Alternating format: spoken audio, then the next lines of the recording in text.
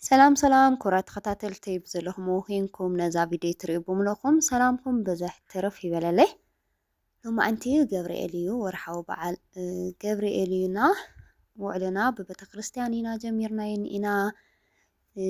خمس تريبو لكم تسألماتي ينبر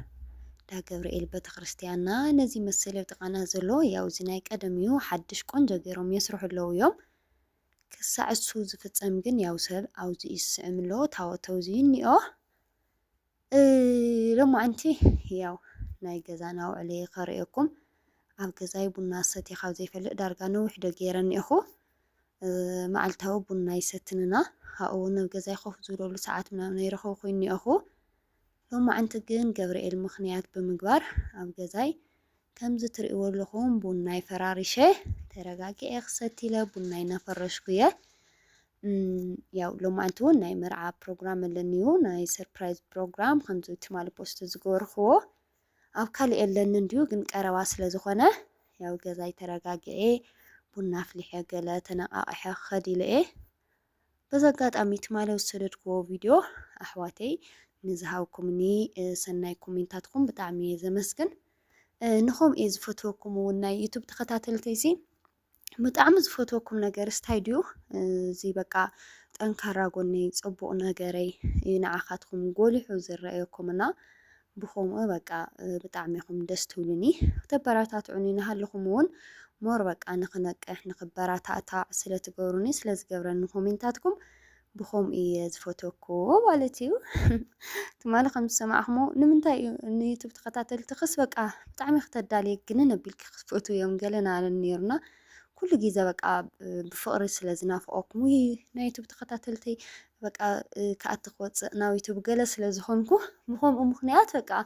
خمز خالقوت فاميلي زلوني عدلي زبللخم خمز لخم نجلس ما نميز فلات مالتينا ياو بتعميز فوتوكم مالس أكليو برقد كعاب بيتسبي تخطاتلتي لك خم فاميلي يخم سخاتكم نعاي مالتيو نحزون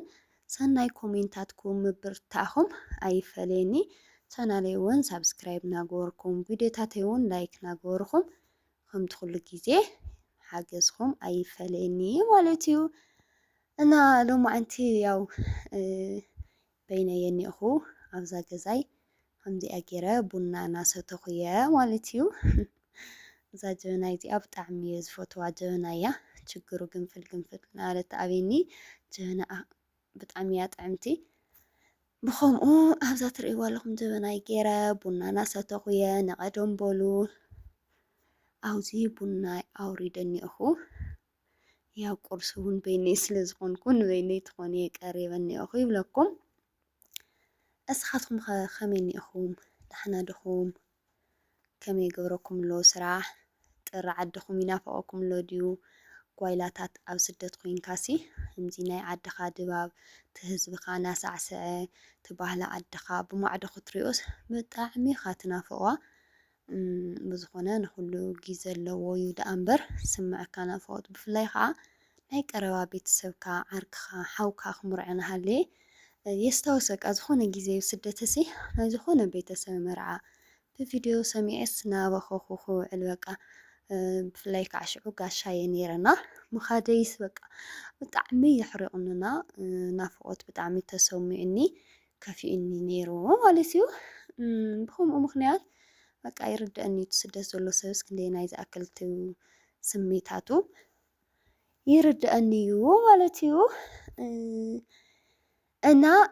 كأخعس تأخذ لكم دلي كرات قطعتلتي ያው መድረኽ ወፂኻ ምንጋርሲ ከም ማንም ሰው ኢልካ ክትሪኦ ንሃለኻ ቅልል ዝበለ ኮይኑ ኢሉ ዝስማዓካ ማለት እዩ ማንም ክሪኦ ንሃለ ንዝፈልጥ ሰብ ግን ዝኾነ ዓይነት መድረኽ ኣይኮነን ናብ ዝኾነ ክቡር ሰብና ብጣዕሚ ትፈትዎ ሰብ እኳስ ንመጀመርታ ግዜ ሪከርድ ክትልእ ከሉ ገለ ክትሓስብ ንሃለኻስ ገለ ኢሉ ዝስማዓካ ልብኻ ፍርሕ ፍርሕ እዩ ዝብል ማለት እዩ ኣይኮነን ዶ መድረኽ እና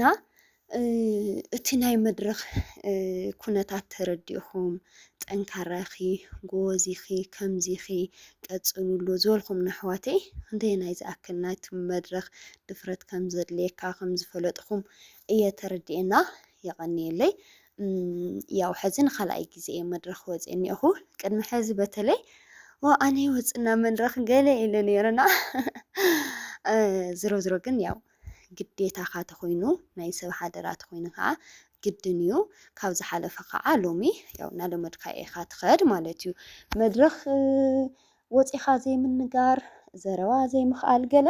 ምስ ምንም ዝተሓሓዘ ይኾነ ዝኾነ ነገር ሲ ሓደ ሓደ ጊዜስ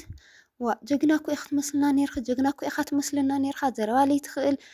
ከም ዝምባል ዘይትኽእል ቋንቋ ዘይትኽእል ገለ ዝብል ሰብ ኣሎና ዝኾነ ነገርስ ክሳዕ ዘይለመድካዮ ጊዜስ ኣይለመድካዮ በቃ ተለሚድካዮ ኢኻ ደኣ ክትኽእሎ ትኽእል እምበይ ንዝኾነ ነገር ሓድሽ እንድሕር ደኣ ኮይንካሲ በቃ ንዓኻስ ሓድሽካዮ ማለት እዩ እና ዝሮ ክብራ ተኸታተልቲ እንኳን ተረዲእኩም እዩ ተረዲእኩም ንኸዓነ ንዝሃብኩምኒ ኣድናቆት ብልቢ እየ ዘመስግን ናይ ሎሚ ከዓ ኣብ ልፀቢለ ካብኡ ፀበቐ ገይረ ክሰርሖ እየ ኢለ ተስፋ ይገብር ሎማዓንቲ ዝሰርሖ ፕሮግራመይ ፅባሕተይ እኒኦ ሮቡዕ ወይ ሓሙስ ክሰዶ እየ ያው ከምኡ ሰርፕራይዝ ክገብረልኩም ትደልዩ ኣሕዋተይ እንድሕር ደኣ ሃሊኹም ከዓ ስልኪ ቁፅረይ ክበኩም እሞ ብዋትስኣፕ ብቴሌግራም ክድውሉ ትኽእሉ ኢኹም 09 63 69 16 20 ማለት እዩ ወይ ከዓ ያው 00 25 19 63 69 16 20 ኢልኩም ብዋትስኣፕ ወይ ብቴሌግራም ብሓዲኡ ክትፅሕፉለይ ትኽእሉ ኢኹም ማለት እዩ እና ቅድሚ ሰዓት ዝነበረ ውዕሎ ኣብ ገዛና ነዚ ይመስል ኣነ ብባህረይ ብጣዕሚ እየ ህውኽቲ በቃ ብፍላይ ናይ ሰብ ሓደራ ኣብ ዝሓለፈ ብዙ ትማል ዝሰደድኩልኩም ቪድዮ ንግሆ ሰዓት 4-5 እየ ከይደ መርዑ ዝኣትውሉ ሰዓት 10 ምናምን እዮም ዝኣትው ግን ኣነ በቃ ደስ ዝብለኒ ነገር ሲ ኩል ነገር ተዘጋጂኻ ሬዲ ኮይንካ ምፅናሕ እምበር ተብተቢልካ ዝግበር ነገር ገለ ደስ ይብለንን ማለት እዩ ሎማዓንቲ እንኳን ኣብ ቀረባ ንሃለይሲ ህውኽ እየ ናበልኩ ነይረ ብጊዜ ያው ሓደራይ ንኸብፅሕ በቃ ኸም እየ ህውኽቲ እየ ህውኽ ዝኾነ ባህሪ ዘለኩም ሰባት እኒኦኹም ዶ ዝኾነ ነገር ተሓሲብኩም ሲ በቃ መፈፀምትኡ ክትርእዩ ወይ ከዓ ቀዲምኩም ክትርከቡ ቀዲምኩም ክትገብርዎ ከምኡ ዓይነት ባህሪ ዘለኩም ሰባት ዶ እኒኦኹም ዋላ ኣብ ደገ ንሃለኹስ ዝኾነ ገንዘብ ተሊእኸሲ ክሳዕ ዝወስድዎ ተደንግዮም ሎሚ ቀጥታ ናብ ባንኪ ኮይኑ እዩ ቀደም ግን ኣብ ሓወልቲ ጌርካ ትልእኾ እሞ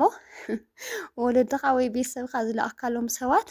ከይወሰድዎ ሎሚ ፅባሕ ክውን እናሃለዉ ብጣዕሚ እየ ዝናደድ ነይረዋ ተሊእኹ ዶ እኒኦ ተረጋግዐ ገለ ክውን እናሃለዉ ስኖኖ ንምንታይ ካብ ኢዶም ዘይርከብዎ በቃ ዝኾነ ነገር ተሓሲበስ ግዴታ ክኸውን ኣለዎ ኢለ እየ ዝሓስዋ እና እቲ ከምዚ ዓይነት ባህርስ ይጎድአካ ዶ ይጠቕመካ ትብሉ ፀሓፉለይ ኣብ ኮሜንት ኣብኡ ሎማዓንቲ ዝነበረና ውዕሎ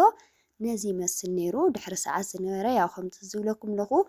ኣብ ቀፃሊ ከምፀልኩም እየ ሰሰናይ ንዓኹም ብጣዕሚ እየ ዝፈትወኩም ክቡራተይ ቻው